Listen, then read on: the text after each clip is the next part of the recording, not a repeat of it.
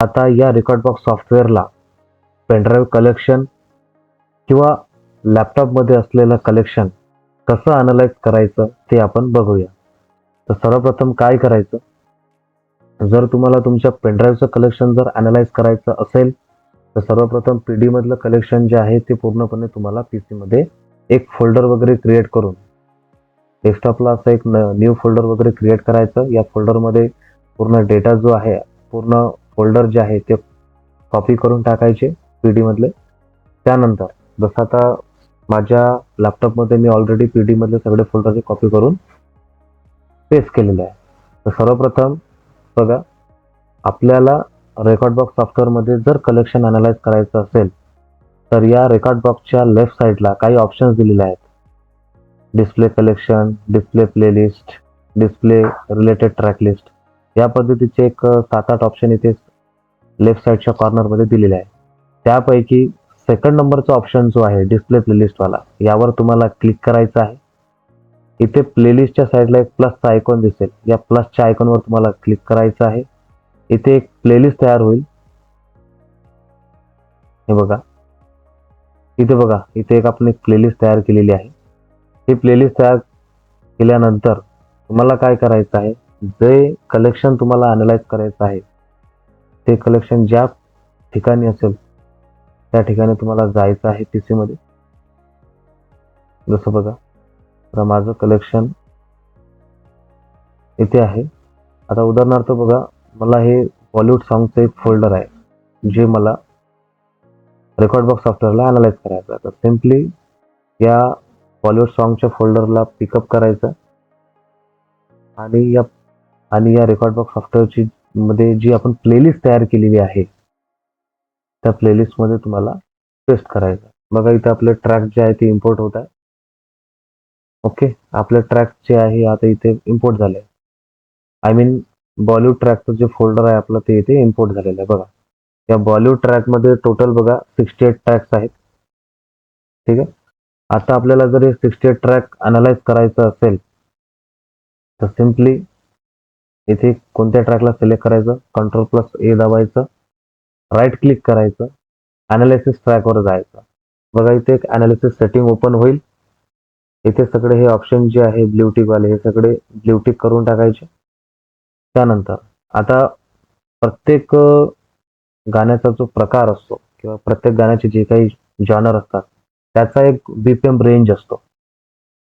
प्रत्येक गाण्याच्या जॉनरचा BPM range जो आहे तो वेगवेगळा असतो. जसं आता माझी रेंज बघा, ही माझ्याकडे जे बॉलिवूड ट्रॅक्स आहेत ते 70 BPM पासून, मिनिमम 70 BPM पासून तर 150 BPM पर्यंत आहे. तर माझी जी रेंज आहे, टेम्पो रेंज बॉलिवूड ट्रॅकची, ही 78 ते 155 दरम्यान येते. त्यामुळे मी हा ऑप्शन सिलेक्ट करेल. तसंच काही जॉनर असे असतात की त्यांची BPM रेंज जी आहे ती 108 BPM पासून तर 215 BPM मध्ये असू शकते. तर तुम्ही हा ऑप्शन सिलेक्ट करू शकता. तर अशा पद्धतीने तुम्हाला अकॉर्डिंग टू ट्रॅक्स किंवा अकॉर्डिंग टू जॉनर तुम्हाला BPM रेंज जी आहे ती सिलेक्ट करायची आहे.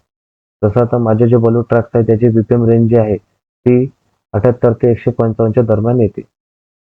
तर ही रेंज सिलेक्ट करायची आणि ओके करायचं. तर बघा, इथे तुमचे ट्रॅक जे आहे ते आता अनालाइज व्हायला सुरुवात झालेली आहे. बघा, इथे 68 ट्रॅक्स आहे. तुमचे किती ट्रॅक्स अनालाइज होत आहे इथे या कॉर्नरला दाखवते. बघा, हे 68 ट्रॅक्स होते, आता इथे 67 झालेले आहे. तर मित्रांनो, तुम्ही बघू शकता आपले टोटल 68 ट्रॅक्स आपण अनालायझिंगसाठी लावलेले होते.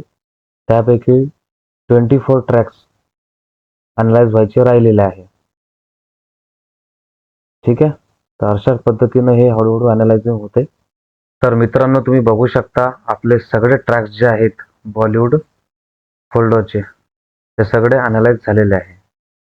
बघा, इथं कोणतीच ट्रॅक पेंटिंगमध्ये दाखवत नाही आहे जे अनालायझिंगमध्ये आहे.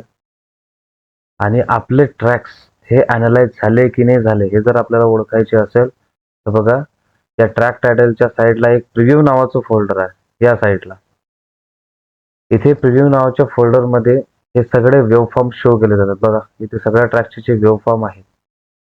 जर ट्रॅकचे वेवफॉर्म पूर्ण दाखवत असेल, बघा, आधी हे ट्रॅक्स अनालाइज व्हायच्या अगोदर आपल्याला इथे कोणत्याही गाण्याचा वेवफॉर्म दाखवत नव्हता. पण आपण अनालाइज केल्यानंतर सगळ्या ट्रॅकची वेवफॉर्म दाखवत आहे. आपण यावरून असं म्हणू शकतो की आपले ट्रॅक अनालाइज झालेले आहे. त्याच पद्धतीने समजा आता तुम्हाला आणखी दुसरं कोणतं फोल्डर अनालाइज करायचं असेल, जसं बघा आता इथे एक हिंदी गाण्याचं फोल्डर आहे. याला समजा मला अनालाइज करायचं असेल रेकॉर्ड बॉक्स सॉफ्टवेअरमध्ये, तर याला सिम्पली आपल्याला पिकअप करायचं आहे. रेकॉर्ड बॉक्स सॉफ्टवेअरला घेऊन जायचं आहे आणि जी आपण प्लेलिस्ट तयार केलेली आहे याच्यामध्ये तुम्हाला पेस्ट करून द्यायचं आहे. बघा आपले ट्रॅक्स इथे इम्पोर्ट होत आहे. आपल्या ट्रॅक्स इथे इम्पोर्ट झालेला बघा, इथे हिंदी नावाचे फोल्डर आलेलं आहे तुमचं. सेम तेच आता काय करायचं आहे तुम्हाला, सिम्पली Ctrl+A दाबून सगळे ट्रॅक सिलेक्ट करून घ्यायचे. राईट क्लिक करायचं, अनालिसिस ट्रॅकवर क्लिक करायचा, BPM रेंज 78 ते 155 सिलेक्ट करायची आणि ओके करायचं. बघा आपले ट्रॅक जे आहे इथे अनालाइज होत आहे. या कॉर्नरला बघा, इथे आपले ट्रॅक्स अनालाइज होताना तुम्हाला दिसतात.